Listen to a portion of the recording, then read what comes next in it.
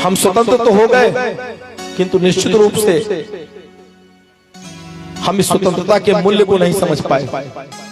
ये स्वतंत्रता हमें बड़े सस्ते में नहीं मिली है।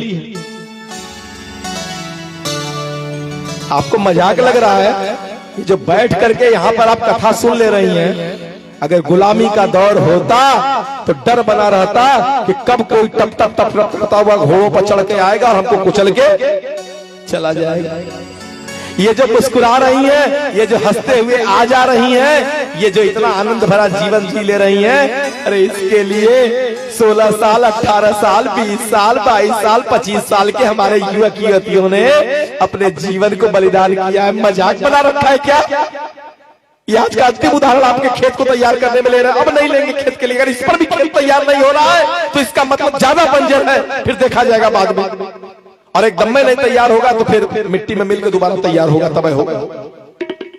अगर इस उदाहरण पर भी आपका खेत तैयार नहीं हो पा रहा है तो अब इसके बाद खेत तैयार करने का प्रयास हम नहीं करेंगे। ये जो आनंद भरा वातावरण है, ये जो हम दिव्य वातावरण का लाभ ले रहे हैं, अरे इसके पीछे भगत सिंह, चंद्रशेखर आजाद, झांसी की रानी जैसे जाने कितने, जो जालियांवाले हत्याकांड में कुआं पट गया पूरा का पूरा, जाने कितने हमारे शहीदों ने अपने प्राण न्यौछावर किए हैं भाई। नहीं साहब, रोटी ना मिलल हुई ऐसे मर गए रही है। ये पूरे रामनगर में बैठे जितने लोग हैं ना, वो अपन कुल संपत्तियां जोड़ दे। भगत सिंह रोटी को मोहताज नहीं थे। चाहते तो अंग्रेजों से समझौता करके सुरसुरा सुंदरी में डूबे रहते। जाने कितने नालायकों ने समझौता कर लिया, जाने कितनों ने समझौता कर लिया।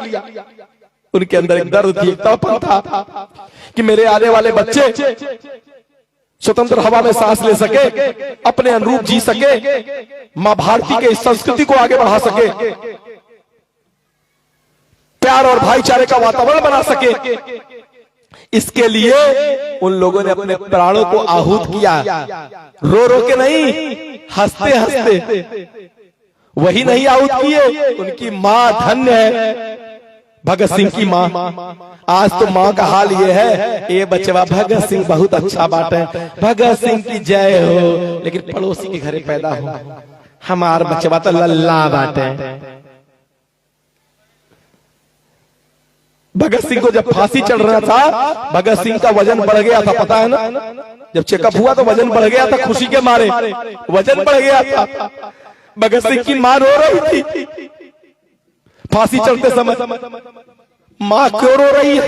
बेटा फांसी पड़ रहा है इसलिए रो रही है?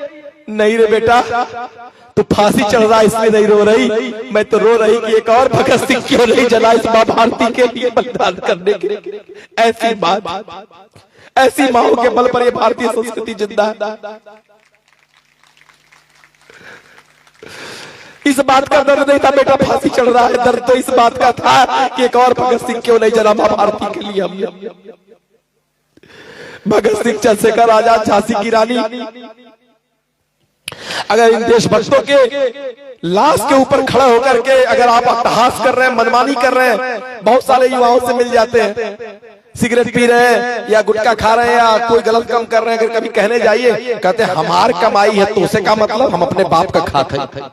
सीधा जवाब मिलता होगा आपको भी, कई बार कुछ कहने वाले मिल जाते हैं। अरे बचवा, तो रही नहीं समझदार, अगर हमारू भगत सिंह रहल होते हैं ना तो बोले लायक भी तू न बचल होता, जब बोली निकलत है तो हाथ। अरे लाश के ऊपर खड़े होकर अट्टहास मत करिए भाई।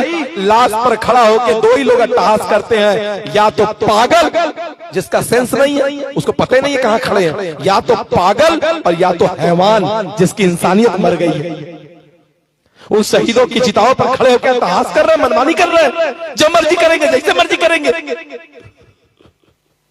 शर्म नहीं आ रही है? हमारे लिए अपना पूरा जीवन लुटा दिया।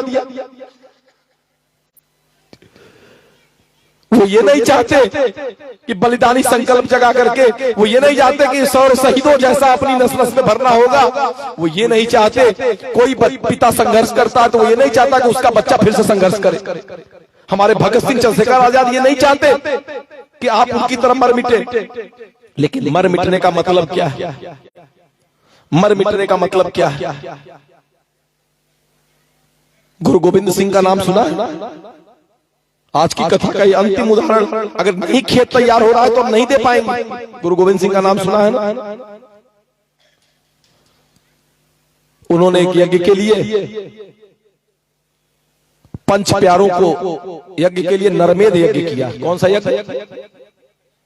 आदमी की बलि दी जाएगी, का यज्ञ बलि देना है।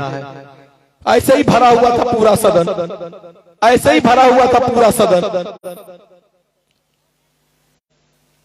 सामने मंच था, ऐसे ही एक पर्दा लगा था, बस इतना शांत था, सामने पर्दा लटक रहा था जैसे नाटक में पर्दा लटकता है। गुरु गोविंद से कहा, मां भारती बलिदान मांगती है कोई जो मां भारती के लिए बलिदान करेगा? बहुत देर तक सन्नाटा रहा। मौत के डर किसको नहीं है? कोई नहीं खड़ा हुआ। अंत में एक युवा खड़ा हुआ, अंत में एक युवा खड़ा हो गया। युवा आया, पर्दे के पीछे खच्च की आवाज आई, चित्कार उठी, खून की धार बह पड़ी, खून की धार बह पड़ी।